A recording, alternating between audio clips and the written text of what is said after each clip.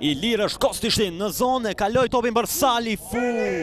Shanset e pjesës së pari kishin në anën e tyre. Ati topi dhe majta shumë e dobët. Në disa mundësi Drita pati rastin të kalojë në avantazh, por gola gjatë 45 minutësh të parë të ndeshjes ndaj Ferizajt nuk u pan. Skuadrën e Dritës minuta 34. E golat ishin të rezervuar për pjesën e dytë.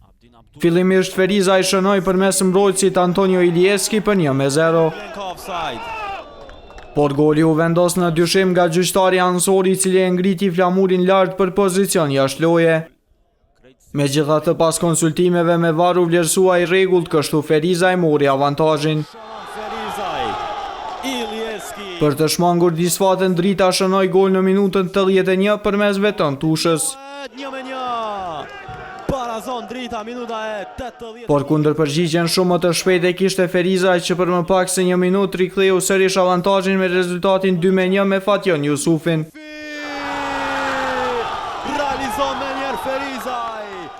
Kjo ishte ndeshja 11 e Ferizajt në të gjitha garat pa humbje në shtëpi. Derisa disfatën e fundit si vendas e kishte pikërisht nga Drita në javën e 13 të Albi Superligës. Kurse ky triumf në gjiron 31 të Superligës ndaj liderit Dritës e ka dërguar Ferizaj në kuotën e 45 pikëve që i mundësojnë të mbajë pozitën e 4. Në anën tjetër intelektualët mbesin në krye të tabeles me 66 pikë. Ja, njerë momenti kur e fitoi topin Kurtaj.